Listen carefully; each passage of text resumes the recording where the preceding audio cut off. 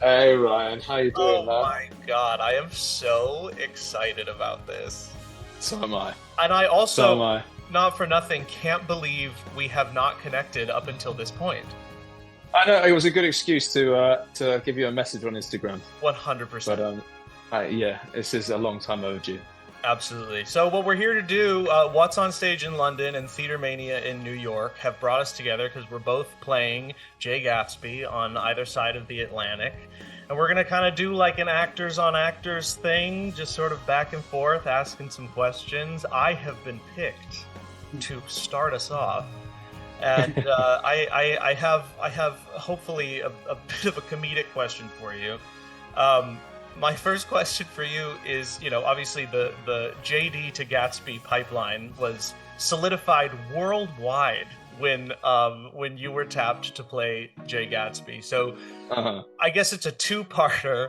The first part is, how much of JD do you see in Jay Gatsby? And the second part is, what do you think it says about us that we keep getting tapped to play such obsessive and problematic men? Great question. There's a fair amount of JD, I think, in Gatsby, but like a different flavor, sort of the same sweet but a different flavor. I think, or candy. Sorry. I have my Google Translate open. I know what that means. Yeah, good. Both obsessive people, both kind of obsessed with one girl, both do absurd things to claim them for their love, and I'm not sure either of them understand the concept of love in the purest way that it should be understood.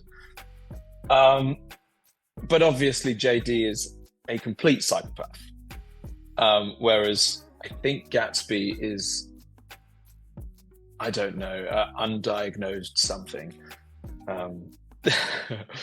But I think he's a lot nicer of a person. The only time I really get a little bit of my JD-ness out is in the very, very last scene. Cool scene. Where, like I watched from the bushes just to make sure nothing's gone out of hand. I don't trust moral sport. Sometimes I go hard there. Because that is freaky. That's weird. Like, that's so weird, isn't it? We have this theory, or I don't know if it's a theory, but a joke. In rehearsal, we talked about that the only way that Jay survived the war was by hiding in the bushes. That this is just something he does. But he's won some medals. Like, he must have done something good. Did he win them? Well, that is the question. And what was it? Oh, why do we keep getting cast as naughty boys? I think because we're such fantastic actors. I hope so. Yeah, let's go with that. Did you enjoy doing JD, by the way, while we're here? Because I've never spoken to you about it. Yeah, not. I don't want to be glib, but no, I actually really didn't. Now, granted, I was like 19 in the workshops. I was young. It was kind of a traumatic experience personally from without, just things going on, but also from within. It was hard and grueling, and we were very much sort of the underdogs in the theater scene. There was just a lot that was going on that made it really, really hard. And on top of all of that, it flopped. Like, we were only open for a couple months. And then we closed, and the girlies that kept coming back really loved it, but they, you know, we weren't really selling very many tickets. And then like 2 months later, the album went viral and Heather's became this massive success, but we didn't actually experience that in the run. So I'm not going to speak for any of my castmates, but I kind of felt like a loser. I felt like we really didn't accomplish what we wanted to accomplish. Obviously playing that role, like it's so dark, and I felt I wasn't really equipped with the tools to like not take that with me. So I kind of just felt like a bad person all the time. There was a lot going on, but I was little. I didn't really know what I was doing. Yeah, it sounds like we had quite similar experiences. Like I went to some dark places during that time. Yeah. We had the benefit of your guys' virality and like the foundation that you guys had built to build upon. But yeah, it's an awful thing to do as an actor, isn't it? For an extended period of time. This is a lot nicer. Yes. This is a lot nicer. Yeah. Finally the past. Finally the past. Finally the past.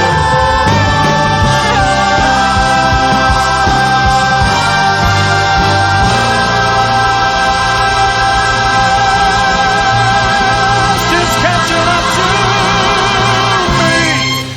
me. Okay, here's my question. And it's less to do with what we're doing on stage, it's about what we're doing off stage. So between For Her and T, there's a fair amount of time. It's my biggest gap, obviously your biggest gap. Yep. What do you do in your downtime? Do you have rituals? Do you like what do you do? So for a lot of the run, I just sort of like sat in my dressing room, texted my partner, played video games, and a couple months in, I don't know what your experience has been like, or even like how your theater is structured, but the Gatsby dressing room at the Broadway is in the corner of the building. I'm very isolated. Like, I am either on stage or I am alone, and I just sort of like thought it had to be that way. And then one day my dresser goes like, you can come out in the hallway. Like, you don't just have to sit in there. So I decided to be social, and I kind of like peeked my head out. Long story short, people were so surprised to see me because I had sequestered myself so much at the beginning of my run that there became this long-running joke of like, oh, Ryan's a hallway guy now. To the point that one of the dressers literally made me a rainbow sash that says hallway guy. So now every day after For Her, I change into the T costume, I put on my rainbow hallway guy sash, and I walk around the theater and talk to anyone who will talk to me. And I do that every single day before I go for tea.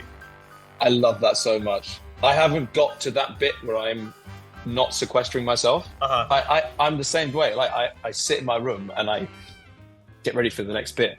The main difference is I don't get ready for tea until the Met starts. Okay. Because I don't want to I want to sit down, and I don't want to ruin my nice Gatsby. Yep. Iron. Yep. So I'm mainly in my pants.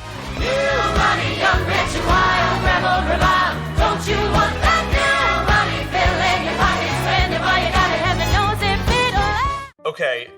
My next question is a little bit more heady, but I'm interested to hear what you think.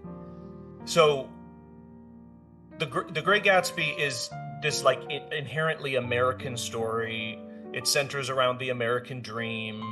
F Scott Fitzgerald very much purposefully wrote it to be a farcical take on the American dream, to sort of make fun of it and how it is truly. I would go so far as to say mythical, and continues to be mythical to this day. There's a lot of political stuff going on in America that makes the American dream sort of even more intangible, and we as Americans really feel that, not only the truth of that, but the responsibility of telling that story and creating the parallels between 1920s America and 2020 America.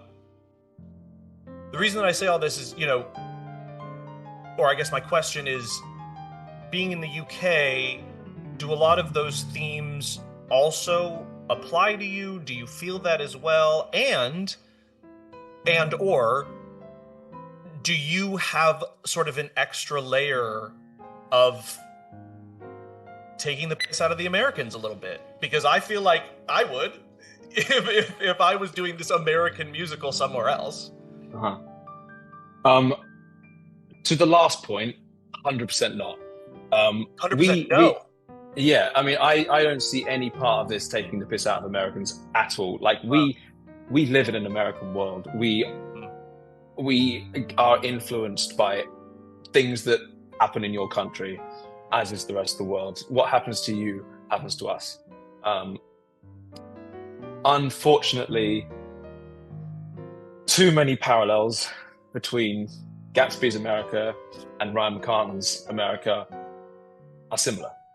Nothing has changed enough for this story to not be relevant, which is a very sad state of affairs. I think, obviously, I would never be able to ask this question sort of properly because I'd never know what it is like to be an American.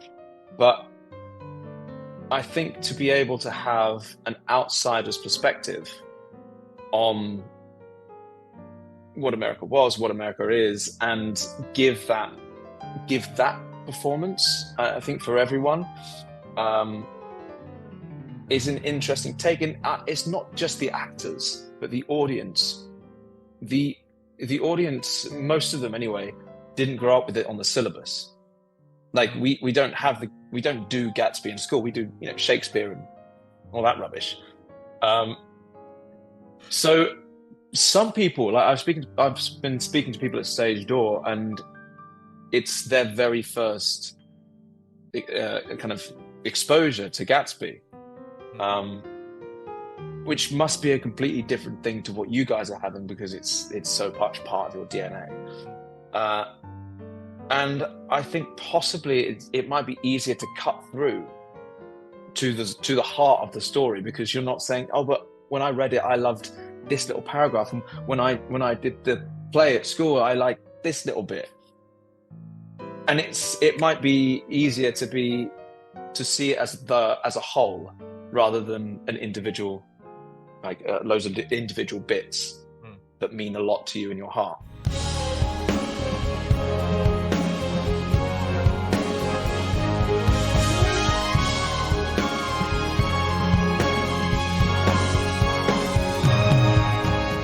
How do you go from, like, emotionally, how do you emotionally track from the beginning of the Met, where he is on top of the world, he is the guy, he's winning, to the start of the pool scene, where he is potentially lost everything? The beginning of the Met, the beginning of the Plaza? Sorry, beginning of Plaza. Beginning of Plaza. I was like, your Gatsby's at the Met? Yeah. Because he comes into the Plaza, right, having forced Tom's hand to go there, having Daisy by his side, and then he ends that scene a broken man. And one of the bits that I highlighted in the book was how thoroughly Tom defeats him in that scene. Like, it's one of the toughest kind of up and down emotional tracks I've had to do. I think. So, I mean, the really good, there's an amazing Alan Rickman interview where he talks about, like, the mark of an actor is just embedded in the quality of their listening. And what did you say? The mark of a good actor. Oh, sorry. Such a good joke. It flew over my head. Zoom. So, in the Plaza, I have found, because you're right. I mean, it's not an emotional arc. It's being pushed off a cliff. Yeah. And I have found the easiest way to navigate that free fall is to just listen, like to just really truly be there and hear.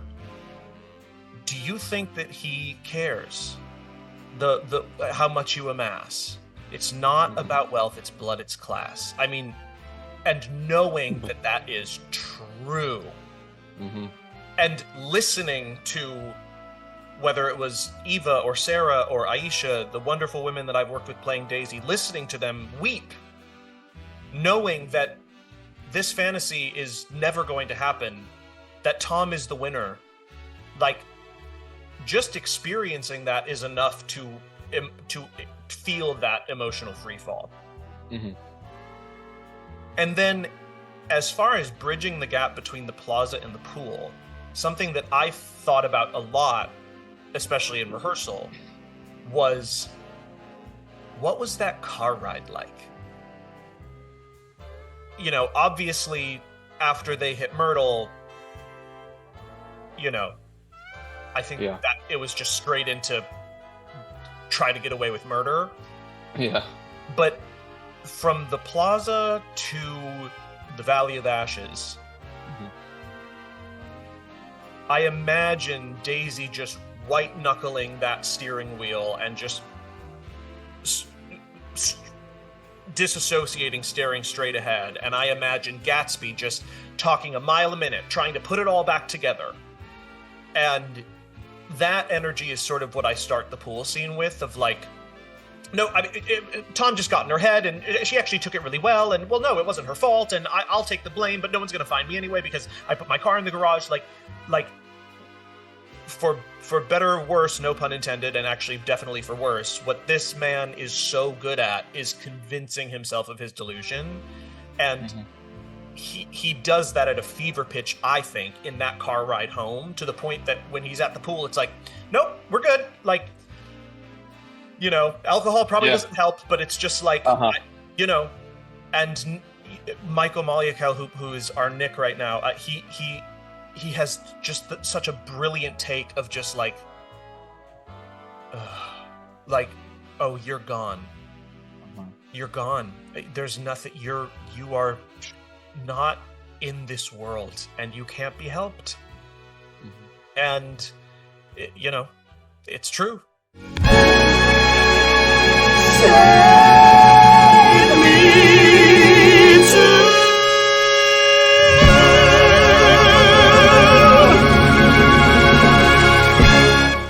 Ryan, this has been an amazing chat, and I think we should do this offline at some point, and continue this conversation. So yes, on behalf of What's on Stage and TheaterMania, thank you so much for chatting with me. Guys, please come and see Gatsby, whichever side of the pond you're on. It'll be one of us doing it for you, and yeah, can't wait to see you all there. Much love, Jamie. This was awesome. Amazing, dude. Have a great show. You too. Yeah.